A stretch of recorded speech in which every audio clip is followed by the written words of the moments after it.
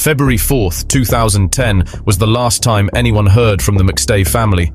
A seemingly ordinary day in the quiet village of Fallbrook quickly turned into a chilling mystery when the entire family vanished without a trace.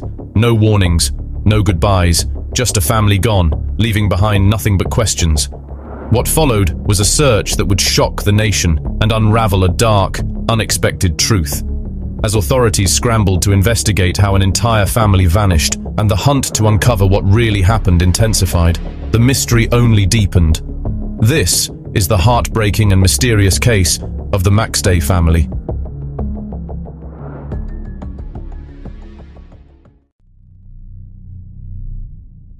Joseph and Summer McStay had two sons, Gianni and Joseph Matteo. In late November 2009, the family relocated to Fallbrook, California, in search of a new beginning in a peaceful and close-knit neighborhood. At the time, Joseph was 40 and Summer was 43. Their sons were very young, with Gianni being 4 and Joseph Jr. only 3 at the time, making them a relatively young family. To the outside world, they appeared to be a picture-perfect family, full of love, hope, and the promise of a bright future together. Joseph ran a successful decorative water fountain company called Earth-Inspired Products, alongside his business partner Charles Merritt, also known as Chase, a welder who assisted in the construction. Summer, meanwhile, was a real estate agent and a dedicated mother. Their professions perfectly complemented each other, which was especially beneficial in a small town like Fallbrook, where everyone knew each other and word of mouth was key to growing a business, creating a balance that worked well for them. They were hard-working, raising their family with love, joy, and a simple lifestyle. With 2 young children and no obvious struggles, there seemed little reason for the couple to vanish without a trace. Yet, that's exactly what happened. However, as it was common for Joseph and Summer to take their kids on short trips, their absence didn't raise alarms for the first few days. On the fateful day of February 4th, 2010, the busy McStay family started their day like any other. Joseph spoke to his father, Patrick, mentioning he was in a rush for a lunch meeting, while Summer was busy with some home projects and chatting with her sister, who had just welcomed a new baby. Everything seemed normal until 5:47 p.m., when all contact ceased.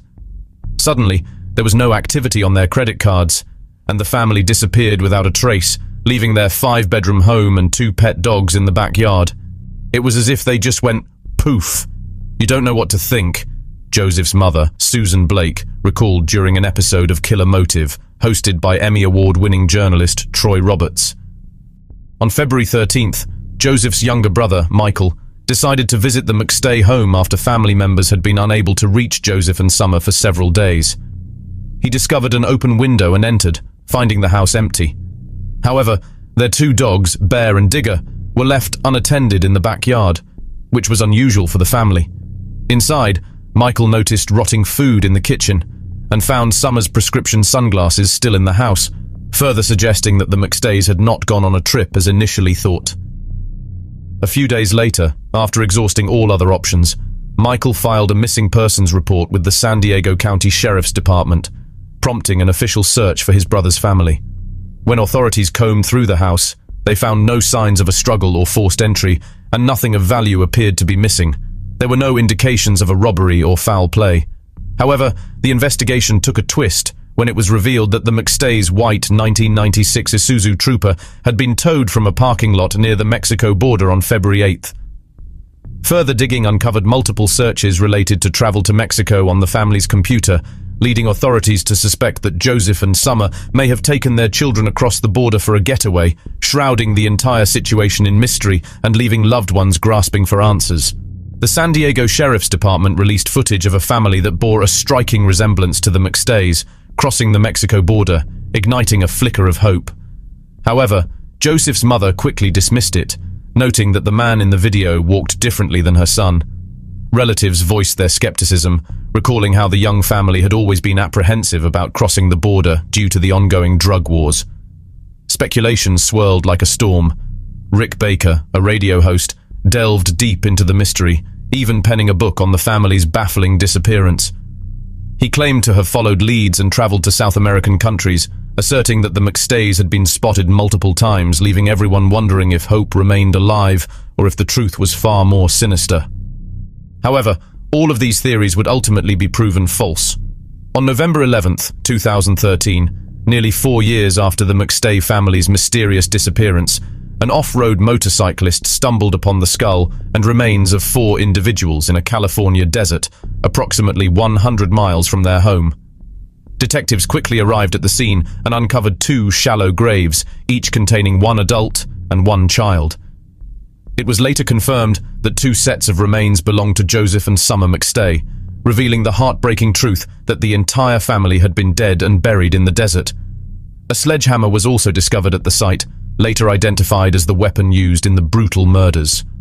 Although the remains had deteriorated beyond the recovery of useful DNA, dental records confirmed the identities of Joseph, Summer, Gianni, and Joseph Jr., with their cause of death determined to be blunt force trauma. Everything now pointed to murder.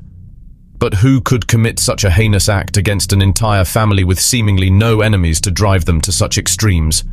As the investigation unfolded, the motive became clear. It was rooted in greed for money, and the last known person to see the McStays was Joseph's business partner, Charles Merritt, who quickly emerged as the prime suspect and the focal point of the investigation. Delving deeper revealed troubling evidence that cast suspicion on Charles. In the days leading up to their disappearance, email exchanges indicated that Joseph was planning to sever ties with Charles due to his financial mismanagement and outstanding debts to business associates. Additionally, Charles had a criminal history, including felony convictions for various offenses, one of which involved stealing $32,000 worth of equipment from a welding and drilling company back in 2001. During questioning, Chase openly admitted that he had spent an hour with the McStay family, asserting, "I definitely was the last person to see them." His unwavering confidence in this statement alone raised eyebrows, but it was his unsettling habit of referring to the McStays in the past tense during the conversation that truly sent alarms ringing.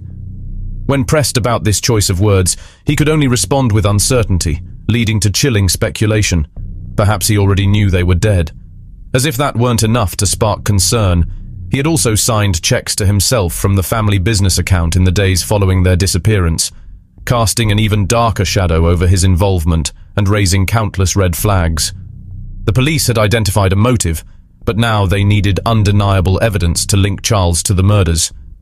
During their investigation, they searched the McStay family's car for DNA and discovered his genetic material inside. In the aftermath of the family's disappearance, he had gone on a reckless gambling spree with the money he had cashed out from the family business account, quickly losing most of it. Law enforcement also delved into his personal life and uncovered a troubling picture. Charles was drowning in financial difficulties due to his gambling addiction and owed Joseph tens of thousands of dollars for shoddy work from 2009. Additionally, he had been forging checks from Joseph's account. Although Joseph had shown leniency in the past, he had finally reached his breaking point, and the strain between them was palpable. Charles's cell phone records revealed that he was in the vicinity where the bodies were found years later. Investigators speculated that he had killed the family and disposed of their bodies in the desert. To mislead detectives, he then drove the family's vehicle to San Isidro and abandoned it.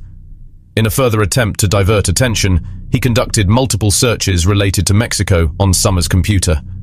In January 2014, Charles publicly announced that he was considering writing a book about the family, claiming he would explore Summer's anger issues and how they contributed to Joseph suffering from an unspecified illness. While there might have been some truth to the notion that Joseph was unwell, those close to the family confirmed that Summer had no connection to his health problems. On November 5th, 2014, Charles was arrested and charged with 4 counts of murder. Struggling to find a steady attorney, the case faced numerous delays as he repeatedly fired his defense team. By February 2016, he had cycled through 5 different attorneys and had even considered representing himself. Ultimately, after all the turmoil, a jury convicted him of all 4 murders. On July 10th, 2019, a San Bernardino County jury found Charles Merritt guilty of murdering each member of the McStay family. Evidence suggested that Charles had tortured his victims before taking their lives, prompting the district attorney to pursue the death penalty. Upon appeal, a superior court upheld the death sentence, and as of the latest information, Charles is on death row at California's San Quentin. Driven by greed for just a few $1,000s, he had callously taken the lives of the innocent family of 4, carrying the weight of his crime for nearly a decade until his death sentence on January 21st, 2020. It is both tragic and heart-wrenching what the victims of this story endured at the hands of this monster. As we look back on this painful story, our hearts go out to the victims whose lives were cut short and to the loved ones left grieving their loss. If you found this video compelling, be sure to like and subscribe to our channel and check out our other videos. Thank you for watching.